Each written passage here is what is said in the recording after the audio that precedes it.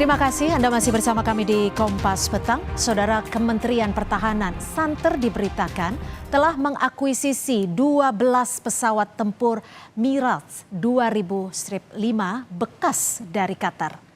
Dari informasi yang diperoleh harian Kompas, 12 unit pesawat tempur Mirage 2000-5 dibeli dari Qatar senilai 734,5 juta US dollar. Kabar pembelian pesawat tempur bekas ini ramai diberitakan di sejumlah situs berita asing.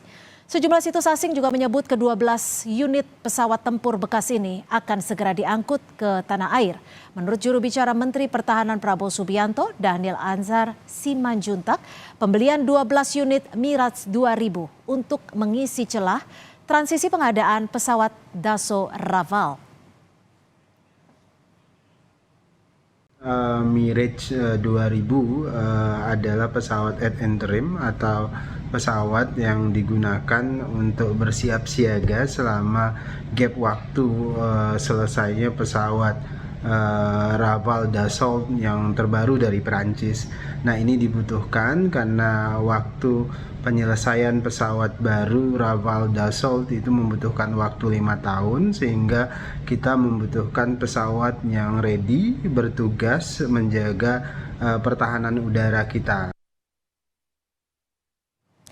Saat hadir di acara reuni akbar Purnawirawan Pejuangan Indonesia Raya di Yogyakarta, 3 Mei lalu, Menteri Pertahanan Prabowo Subianto menyatakan di bawah pemerintahan Presiden Jokowi, Kementerian Pertahanan memperoleh anggaran pertahanan terbesar dalam sejarah Indonesia.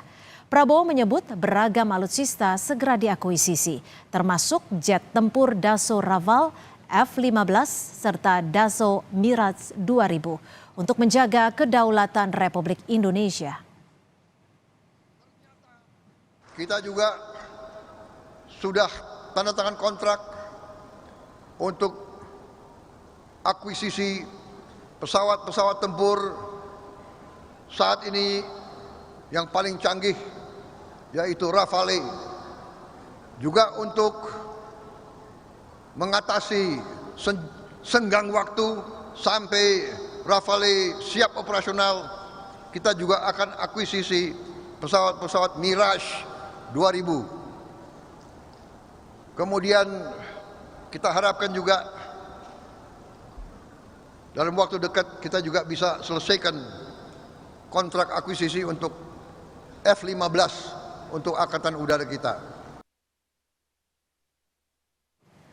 Pesawat tempur Dassault Mirage 2000 bekas yang diakuisisi Menteri Pertahanan Prabowo Subianto merupakan bekas Angkatan Udara Qatar. Mirage 2000 merupakan pesawat tempur multiperan generasi 4 dengan mesin tunggal dan sayap khas berbentuk delta. Dipersenjatai rudal udara ke udara dan rudal untuk sasaran di darat.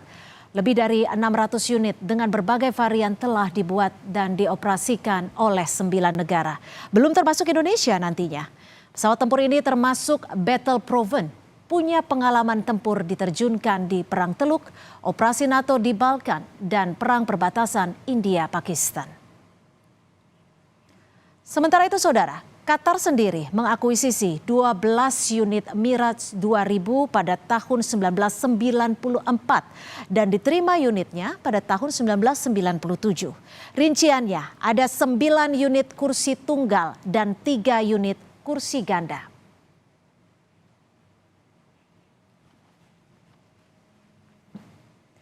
Langkah Menteri Pertahanan Prabowo Subianto membeli pesawat tempur Mirage 2000 bekas Qatar menuai kritik. Lalu apa urgensi membeli pesawat tempur bekas yang usianya bisa dikatakan sudah tua? Sudah ada anggota Komisi Pertahanan DPR RI, Pak Bobi Rizaldi, dan juga pengamat militer ISIS, Khairul Fahmi. Selamat petang, Bapak-Bapak. Terima kasih untuk waktunya bersama kami di Kompas Petang. Saya akan langsung ke Pak Khairul. Kalau menurut Anda sendiri urgensi pembelian pesawat bekas 12 unit ini seperti apa, Pak Khairul? Iya, seperti yang dikatakan Kementerian Pertahanan ya, ini kan kita tahu sebelumnya itu kan pada Renstra 2 itu kan ada pelambatan dan stagnasi ya dalam hal belanja alutsista kita, pengadaan alutsista baru terutama ya.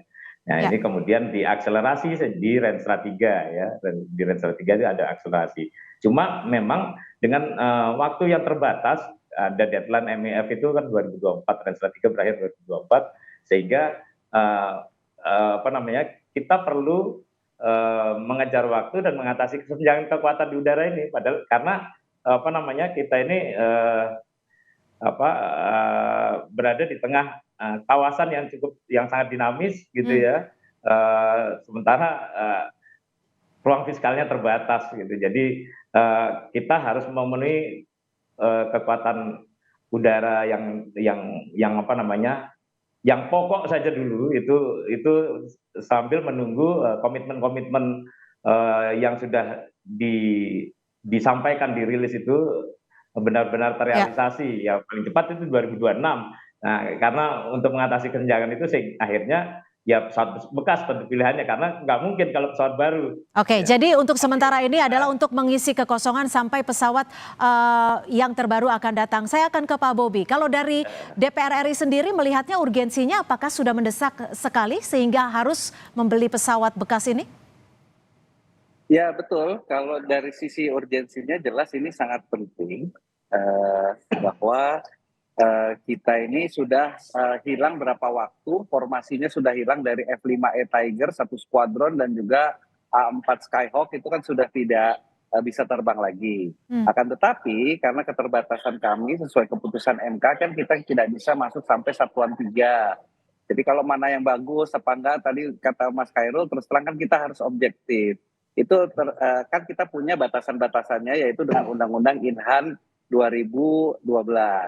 Nah, nanti kita lihat apakah pembelian tersebut setelah itu terjadi diaudit oleh instrumen pengawasan BPK, apakah itu masih masuk di dalam yang sudah diatur dalam undang-undang tersebut.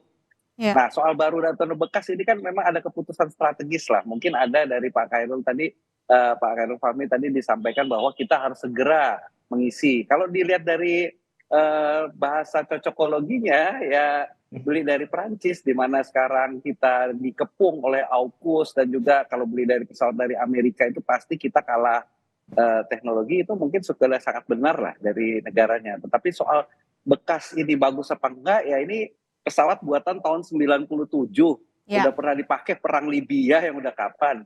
Tapi saya juga yakin Kementerian Pertahanan kan tidak mungkin berdiri sendiri lah. Mereka kesananya pun pasti dengan TNI Angkatan Udara yang memastikan bahwa ini masih layak atau enggak. Nah, kita tidak ingin masuk ke ranah itu. Sehingga nantinya after the fact, setelah dilakukan pembelian, instrumen pengawasan akan menceknya lah. Oke, Pak Khairul, kalau dilihat dari pesawat Mirage 2000 ini kan tahun 1997 saja dipakai di Qatar. Artinya sudah 26 tahun baru kita akan menggunakannya. Apakah ini masih cukup mumpuni, masih cukup kuat untuk menjaga kedaulatan? Iya, kalau soal mumpuni atau enggak ya kita belum bisa pastikan ya, kan nanti ada audit tadi seperti disampaikan Pak Bobi untuk bisa memastikan apakah ini benar-benar capable, efektif gitu ya untuk mengcover kesenjangan kekuatan udara kita ya. Tapi yang jelas yang mestinya menjadi catatan adalah kalau Pak Prabowo kan sejak kapan itu kan sudah bicara soal pembelian Mirage bekas ini dilakukan sebagai bagian dari transisi adaptasi teknologi Dassault ya, dan kesiapan menyambut kedatangan Rafale, katanya begitu. Nah, masalahnya Mirage 2000 dan Rafale ini walaupun satu pabrikan, ini kedua pesawat ini mewakili generasi yang berbeda gitu ya. Inovasi teknologi yang berbeda, fitur-fitur kemampuannya juga berbeda. Nah, ini apakah itu Pak cocok untuk mengatasi kesenjangan kekuatan tadi, sementara kita nanti Rafale datang kita harus adaptasi lagi ke generasi 4,5 gitu kan. Ini kan nggak ya, kalau kata Pak Bobi jadi cocok logi nih katanya. Dan kalau menurut saya sih ini agak tricky juga ini ya Kemhan, karena menjelang tenggat waktu MEF ini kan harus ada progres nih, harus ada progres ya. Kalau progresnya itu pesawat baru udah nggak mungkin lah. Yang mungkin itu sekarang ya progres itu ya berupa pesawat bekas, dan dari sekian banyak opsi itu ya mungkin miras lah yang Jadi artinya harusnya kita tidak perlu beli 12 unit pesawat ini dengan bisa dikatakan biayanya juga tidak main-main ini. Betul, ya ada banyak hal yang mestinya diprioritas, tapi ya tadi kita punya apa namanya, kita punya keterbatasan dalam hal ini ya, kita juga nggak tahu apa namanya Kementerian Pertahanan ini pertimbangan utamanya apa dalam pembelian ini selain soal mengisi gap dan apa namanya transisi tadi. Oke, saya akan ke Pak Bobi. Kalau dilihat, kalau tidak salah ya, ini kalau nggak salah pesawat ini sempat ditawarkan untuk hibah, diberikan. Kenapa kita sekarang harus membeli dengan biaya yang bisa dikatakan cukup besar, 700 sekian juta US dollar? Nah, itu saya bisa jawab dengan tidak tahu itu. Oleh karenanya kan kita tidak ingin subjektif ya. Kita kan ingin objektif. Utamanya apapun yang dilakukan itu melalui proses yang sudah ada undang-undangnya.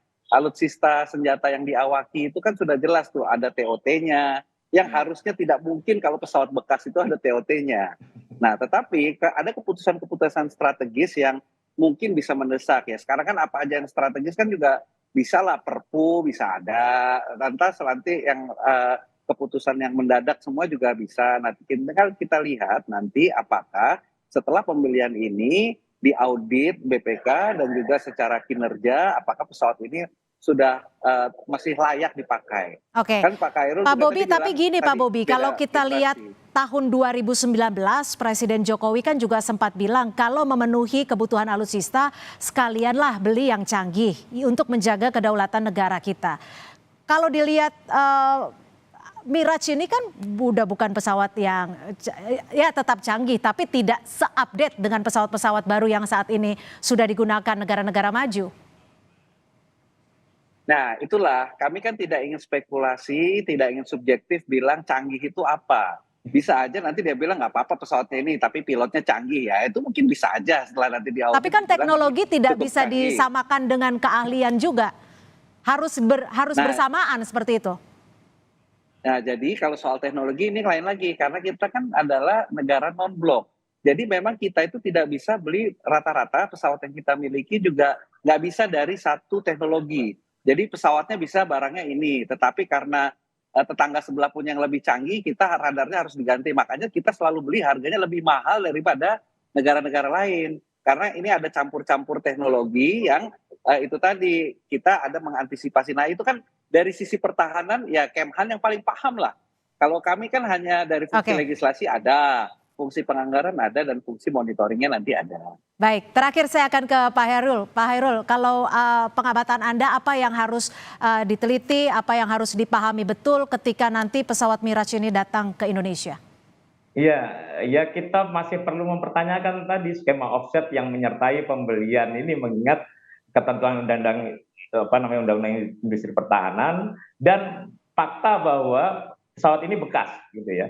Nah, skema offset itu kan termasuk transfer teknologi yang memang mestinya tidak dibatasi hanya menyangkut produk yang dibeli ya. Tapi kan harus jelas tuh apa yang berupa transfer teknologi, apakah ada produksi bersama Alfa-Lancam tertentu misalnya, ada investasi pada industri pertahanan dalam negeri atau ada kerjasama latihan dan pelatihan misalnya kan gitu. Karena kita ini kan membelinya dari negara pengguna sebelumnya, kita perlu tahu bagaimana juga dukungan pabrikan dalam hal ini ya, jangan sampai pembelian ini kemudian justru jadi beban dan nambah masalah gitu ya. Ini kita belum lagi bicara soal ini pesawat kita beli dengan cukup mahal yang bekas gitu ya. Nah, bagaimana nanti pemeliharaan dan perawatannya ini juga harus dipikirkan, jangan sampai ini jangan sampai kita hanya menerima rongsok seperti itu ya. Gitu Pak Khairul ya. Baik, terima kasih atas perspektif Anda, anggota Komisi DPR Komisi 1 Pak Bobi Rizaldi dan juga pengamat militer ISES Pak Hairul Fahmi sudah bergabung bersama kami di Kompas Petang. Saudara, informasi lainnya di Kompas Petang akan kami hadirkan selepas jeda, di antaranya